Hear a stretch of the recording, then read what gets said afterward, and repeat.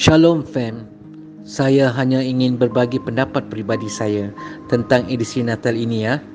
Banyak yang memperdebatkan hal ini, tetapi kenapa kita tidak melihat ayat di dalam Alkitab? Dalam Kolose 2:16 hingga 17 ada tertulis, kerana itu janganlah kamu biarkan orang menghukum kamu mengenai makanan dan minuman atau mengenai hari raya, bulan baru ataupun hari Syabat.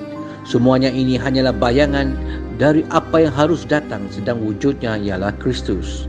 Ada tertulis juga, jika engkau makan atau jika engkau minum atau jika engkau melakukan sesuatu yang lain, lakukanlah semuanya itu untuk kemuliaan Allah. 1 Korintus 10 ayat 31. Saya pribadi percaya memuliakan Yesus sebagai Tuhan dan Juru Selamat kita di hari Natal bukanlah dosa. Ada beberapa orang Kristian mengutuk perayaan Christmas kerana mereka mengklaim itu berasal daripada perayaan kafir. Saya bahkan tidak tahu atau tidak mau tahu apa-apa tentang itu.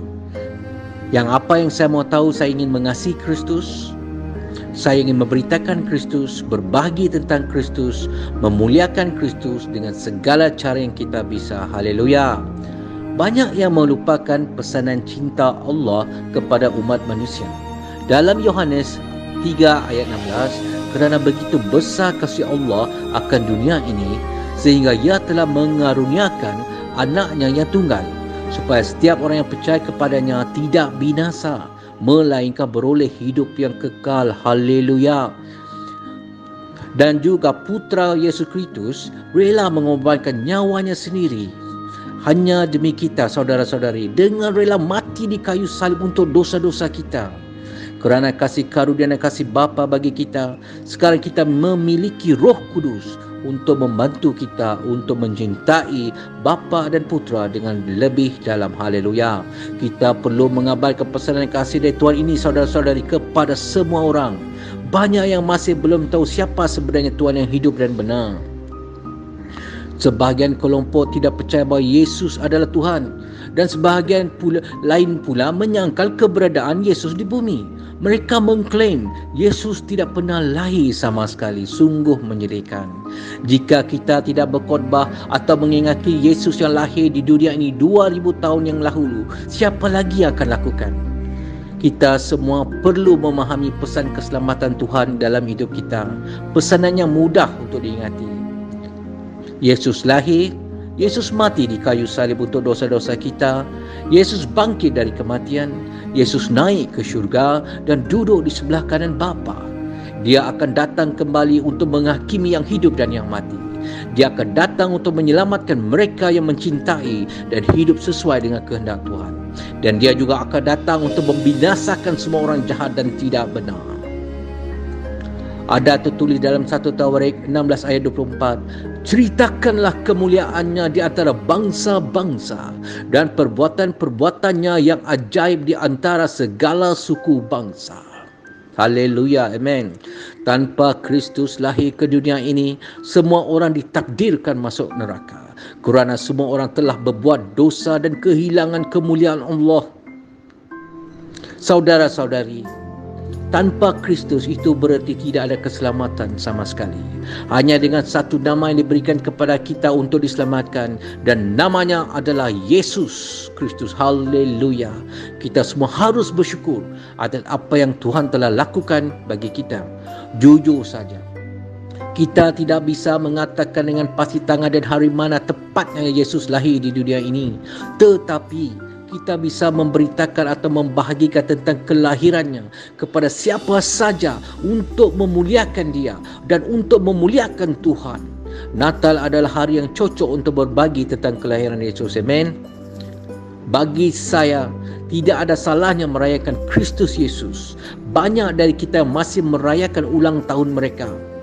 Contohnya birthday. Bahkan ada yang merayakan birthday mereka, ulang tahunnya di hotel atau restoran. Bagaimana ini? Saudara-saudaraku yang terkasih, kita semua harus menyedari bahawa ada dua kelompok umat Kristian merayakan Natal. Kelompok yang pertama hanya merayakan kerana tradisi mereka dan hiburannya masing-masing. Saya kenal beberapa teman saya yang mengambil kesempatan itu untuk merayakan malam Natal di pub, disco. Dan pada tanggal 25 Disember, ketika saya mengunjungi rumah mereka di pagi hari, mereka masih tidur di ruang tamu, masih mabuk kerana minum alkohol berlebihan. Betapa sedihnya hati saya pada waktu itu, saudara-saudari. Ada juga orang Kristian yang berkahwin dengan orang agama lain. Mereka mengikuti agama pasangan mereka. Tetapi apabila tibanya hari Christmas, hari Natal, mereka juga menyambutnya tetapi tanpa Kristus. Kristus tidak ada di dalam hati mereka, tetapi mereka menyambut Christmas. Ada juga yang beragama lain menyambut hari Christmas di seluruh dunia, seperti di Middle East. Tetapi mereka langsung tidak tahu siapa itu Kristus. Amat menyedihkan. Ada yang sengaja tidak mau ambil tahu mengenai Kristus. Banyak juga orang Kristian hanya fokus pada persiapan Natal, sehingga mereka memberi alasan bahawa mereka tidak bisa solat kerana lelah dan tidak ada waktu. Alkitab berkata, apapun yang kita tempatkan lebih tinggi dari Tuhan, itu mengarah pada penyembahan berhala. Jangan membuka pintu bagi musuh untuk menyerang kita. Utamakan Tuhan Yesus dahulu, saudara-saudari. Kerana itu kita perlu memeriksa dan mengkontrol dalam segala hal. Kita perlu mengutamakan Tuhan dalam segala hal. Semua hal-hal yang lain harus menjadi pekerjaan kedua, bukan yang utama. Sebagai contoh, banyak Kristian hanya fokus pada pohon Natal, Santa Claus, memberikan hadiah dan melupakan Tuhan. Mereka lupakan doa mereka kepada Tuhan. Di mana mereka menempatkan Kristus? Sama-samalah kita fikirkan hal ini, saudara-saudari. Beberapa anak muda hanya fokus pada alkohol pada hari itu. Mereka merayakan Natal tanpa Kristus. Itu salah. Mempersiapkan Natal dengan pohon Natal dan hiasan lain hanya setakat untuk hiasan bukanlah dosa sama sekali. Tetapi jika kita terus memusatkan ataupun fokus dan memberi perhatian kepada hal-hal ini sahaja dan melupakan Tuhan, lupa berdoa, lupa membaca Alkitab, maka itu menjadi dosa terhadap Tuhan. Apapun yang menggantikan Tuhan dalam pikiran kita, di dalam hati kita adalah dosa. Kita harus sangat berhati-hati, saudara-saudari. Kita harus mengasihi Tuhan dengan sungguh-sungguh dan lebih dalam. Alkitab memperingatkan kita untuk tidak mengikuti gaya hidup duniawi. Jadi kita perlu waspada dan berhati-hati di hari-hari terakhir ini. Tuhan tahu keinginan dan pikiran di dalam kita. Dia melihat segalanya dan dia tahu segalanya. Haleluya. Dia tahu apa tujuan sebenarnya kita merayakan Natal juga. Dia tahu kondisi hati seorang itu. Kelompok orang Kristian kedua adalah seperti kita, saudara-saudari. Kita adalah anak-anak Tuhan yang sejati, hamba Tuhan. Kita tidak mengikuti gaya hidup duniawi. Kita sanggup berkorban demi Yesus Kristus. Kita berkhotbah untuk kemuliaan Tuhan Yesus. Demi kemuliaan Tuhan Yesus Kristus.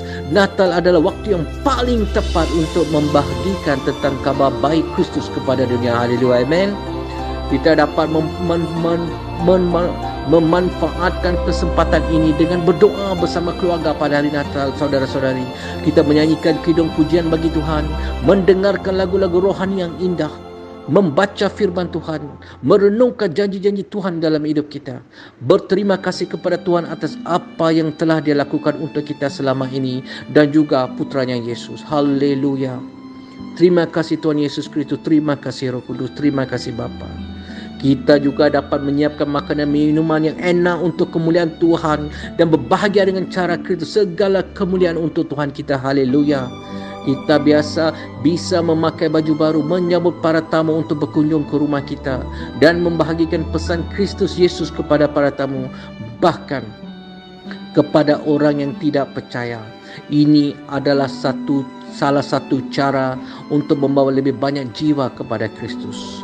Ini menunjukkan kasih kita sebagai orang Kristian, anak-anak Tuhan yang terpilih, yang memiliki Kristus dalam hati kita. Kerana kita mengasihi mereka, kita membahagikan perihal Kristus kepada mereka. Haleluya. Kita juga, saudara-saudari, bisa membersihkan rumah. Kita buat semua ini untuk kemuliaan Kristus, untuk menyambut kelahiran Yesus Kristus, untuk memperingati kelahiran Yesus yang di mana berlaku 2000 tahun dahulu. Kita cuba mengingatinya. Kita bisa mengurapi rumah kita dengan minyak urapan. Kita juga bisa mengurapi diri kita sendiri dengan minyak urapan. Haleluya. Semua ini menunjukkan bahawa kita adalah milik Kristus dan Kristus hidup di dalam kita. Semua ini dapat kita lakukan untuk kemuliaan Tuhan. Haleluya. Segera Tuhan Yesus akan datang untuk membawa kita kembali ke rumahnya. Kita harus selalu bersiap-siap dan mengerjakan semua tugas diberikan Tuhan kepada kita dengan sempurna. Tetapkan tujuan anda, saudara-saudari. Apa rencana anda pada tahun depan?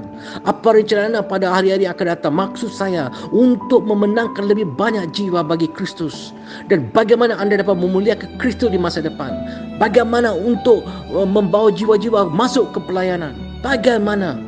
Fikirkan benda ini pada hari Natal. Ianya lebih bermanfaat untuk kerajaan syurga. Oleh kerana itu, kami sekeluarga Matthew ingin mengambil kesempatan ini untuk mengucapkan selamat hari Natal kepada anda semua. Selamat hari Natal untuk rakan-rakan seperjuangan dalam iman Yesus Kristus.